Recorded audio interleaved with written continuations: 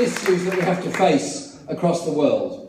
Not least are the environmental issues, not least is the desertification, the flooding and the numbers of environmental refugees around the world. We are facing huge numbers of environmental challenges, climate change, and we're facing destruction of much of our biodiversity in Britain at the present time. The bee population crisis ought to be a sign that all is not well with our protection of our natural world and our natural environment.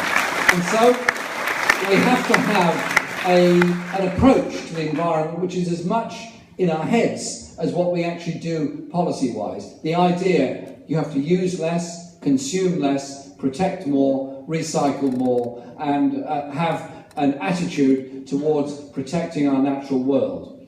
But we also have to have a global approach on that as well. So it's no good us having very good environmental protection rules in Britain and in Europe if at the same time we happily import goods from other countries that have no such regulations and no such protection, and the people of Indian and Chinese cities are dying of asphyxiation from the levels of pollution in those cities. And so we need a government that's determined and tough to ensure there are global levels of emission targets and regulation, legally binding targets that are there, so that there is a reasonable fair playing field and in which we all are trying to protect the environment, all trying to cut down on pollution, and recognise that if we, anywhere in the world, put loads of plastic waste and rubbish in the sea, it's going to pitch up somewhere, like that huge island of plastic waste in the Pacific. We need a government that's serious about environmental protection and serious about ending the levels of pollution that happen all across this planet.